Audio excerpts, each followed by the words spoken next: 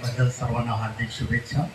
त्याशिवाय सिंधुदुर्ग जिल्हा जैन परिवार आज 26 वर्षामध्ये पदार्पण करत आहे आणि आज 26वा जिल्हा परिवार मेळावा आणि जन्माष्टमीषेक या ठिकाणी आम्ही साजरा करत आहोत. तर आजच्या दिवशी आपल्याला जे अतिथी लाभलेले आहेत ते आमचे परममित्र बाळासाहेब अनिल मोहारे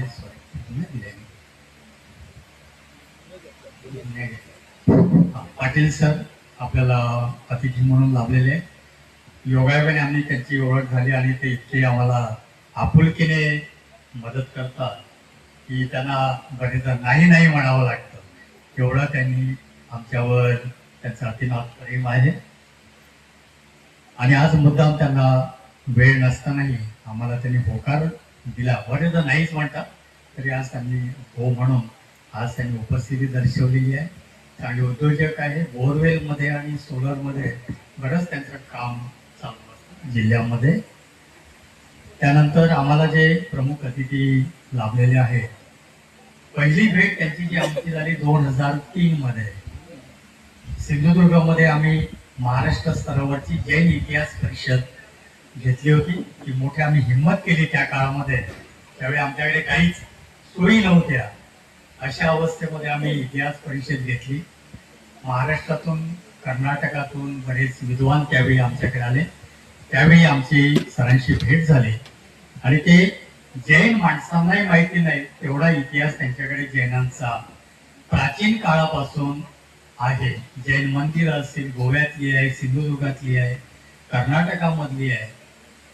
साहित्य नव्हे तर मंदिर आहे, गुफा आहे, शिल्प आहे, या सर्वांचा त्यांचा भरपूर अभ्यास आहे.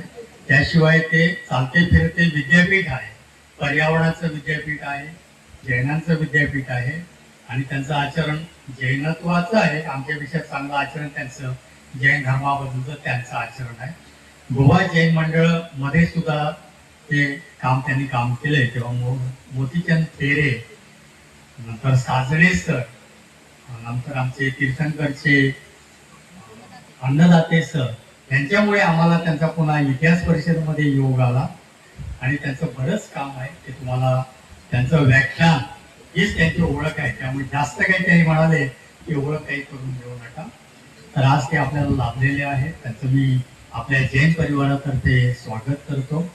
आमच्या महिला मंडळ किंवा जैन महिला युनिट आहे, म्हणजे योग आहे आपलं मंडळ आहे, ते दर महिन्याला एकत्र बसून स्वाध्याय करतात. एक आमची चांगली उपलब्धता आहे.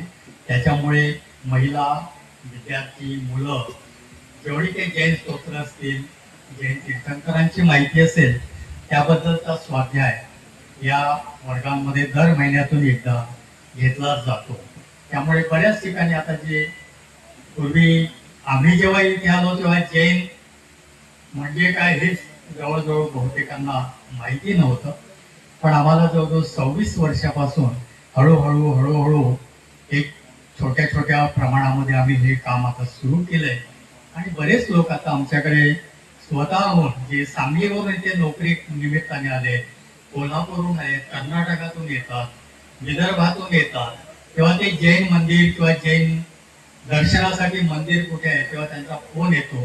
तेव्हा आम्ही 2 ते 4 ठिकाणं आमच्याकडे आहेत, तर त्यांची आम्ही जागा त्यांना कुठे कुठे दर्शन घेता येईल ते आम्ही ते सांगत असतो. तर ही सुद्धा एक आपल्याकडे अतिशय चांगली जागा आहे. हळूहळू आम्हाला बरीच डेव्हलपमेंट करायची, छत करायचं आहे, फरशा बदलायची आहे. पण आमच्या संस्थेचा मुख्य जी समस्या आहे, एक तर संख्या कमी आणि आर्थिक भाग हा आमचा बऱ्यापैकी पांगळा असल्यामुळे आमच्या प्रगतीला, शब्दात जरी आम्ही सांगितलं तर प्रगतीला जरा वेग येत नाही. यासाठी म्हणून आपण जी मंडळी आहेत त्यांनी मनावर घ्यावं अशी माझी माफक अपेक्षा आहे. आपण इथे आलात मार्गदर्शनासाठी, आपण इथे थांबलेलो आहोत. आजच्या कार्यक्रमाचा नंतर महाभोजन होईल, प्रसाद होईल, त्याचा लाभ घेऊन मागे लागतो. तिथे कुलकर्णी सर आहेत, ॲडव्होकेट आहे आणि ते त्यामध्ये इंटरेस्ट आहे, त्यांना माहिती आहे. मुळात कोल्हापूर पासून त्या मूर्त्या मागण्यासाठी बरीच मागणी होती. तिथे अंबिका म्हणून देवता आहे, तिला खूप मागणी आहे, कारण की देवता नवसाला पावते. तिथे अंबिका अरे बडवेच्या, पण त्यामुळे ती मूर्ती द्यायला कोणीच तयार नव्हते. मग कुलकर्णी त्या ट्रस्टवर आल्यावर त्यांना आम्ही गेल्या वर्षी बोलवलं, त्यांचाही आम्ही सत्कार केला. त्यांनी ट्रस्ट मार्फतच आपल्याला जैन महासभा त्यांनी सुद्धा आपल्याला पैसे मंजूर केले होते. त्यामुळे मग आम्ही त्यांच्या मागे लागलो, ते पैसे आम्हालाही मंजूर केले महासभेने. 1.5 ते 2 लाख रुपयापर्यंत ते आम्हाला तयार होते.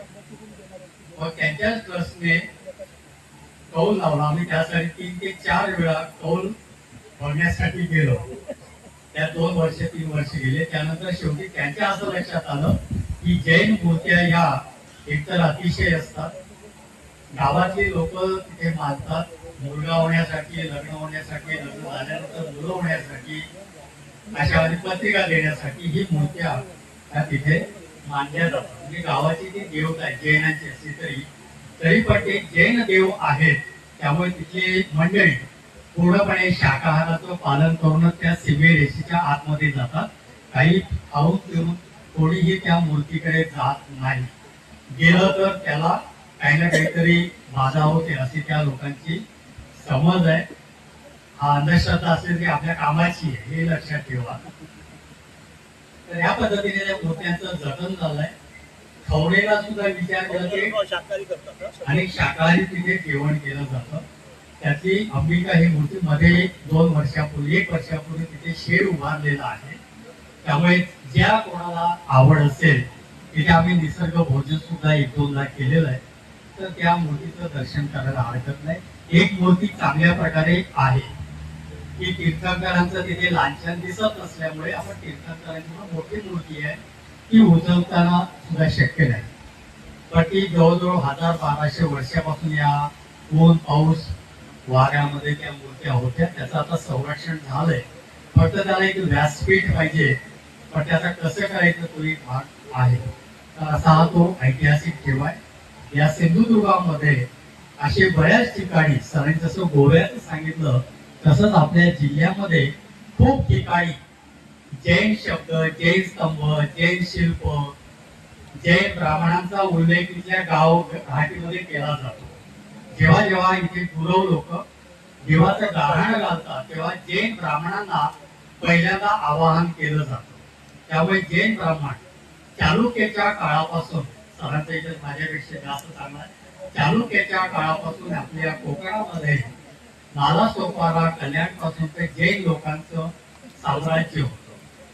चालुक्यांनी सुद्धा जैन धर्माला आधार दिला. शिलाहारांची जी बलिपत्र नावाची राजधानी होती ती आपल्या खारेपाटणला होती. त्याचा ताम्रपत्र सुद्धा मिळालंय.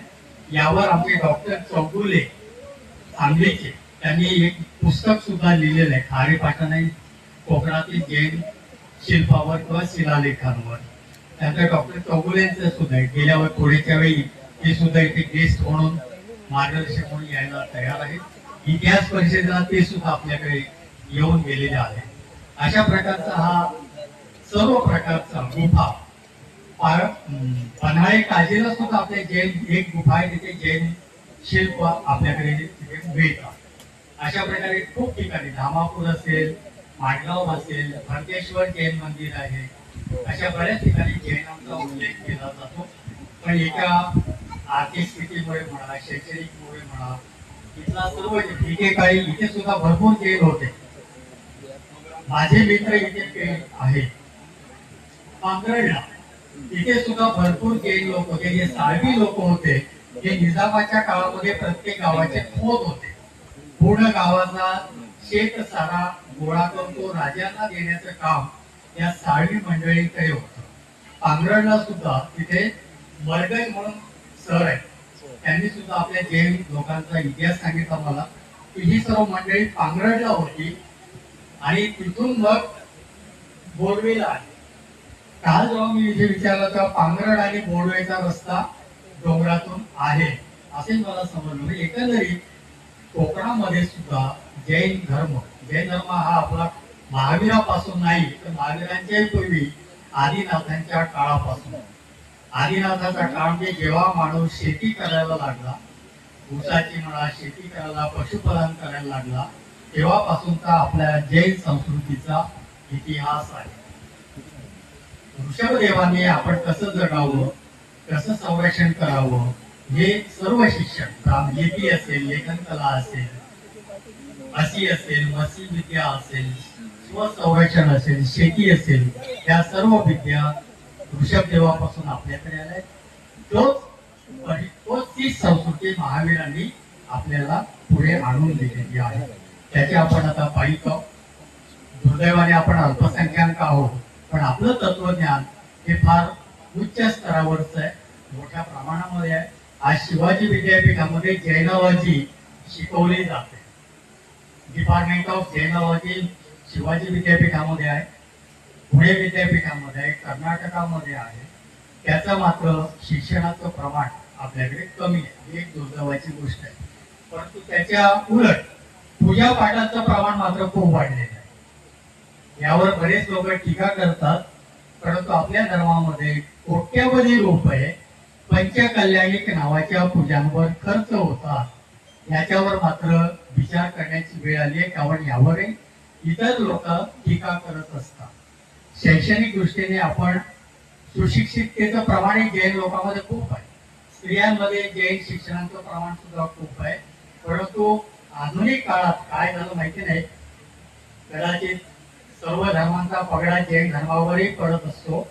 पूजा पाठाचं प्रमाण मात्र खूप वाढलेलं आहे, त्याच्या साहित्याचे प्रमाण वाढलं आहे. पण जैन तत्वज्ञान जी फिलॉसॉफी आहे, आपल्या जैन आचार्यांनी असा एकही विषय नाही की ज्यावर साहित्य लिहिलेलं नाही.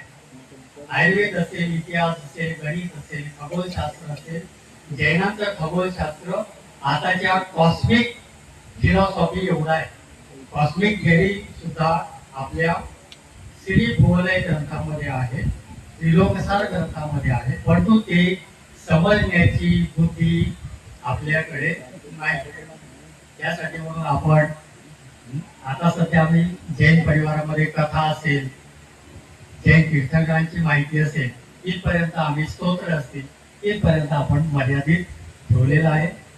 त्यामुळे ज्यांना आवड असेल युवा पिढीने त्यामध्ये आवड निर्माण करावी अशी मी त्यांना विनंती करतो. पोट भरण्याचं शास्त्र शिकावं आणि आध्यात्मिक शास्त्र शिकावं तर आपल्याला बॅलन्स राहील. सरांनी सांगितलं की फक्त विज्ञान शिकून होणार नाही, तर आध्यात्मिक सुद्धा समाज झाला तरच हे जे युद्ध असेल तर ते थांबवता येईल. त्यामुळे विज्ञान आणि अध्यात्म याची प्रगतीला अत्यंत आवश्यकता आहे, तरच मानव समाज टिकून राहील.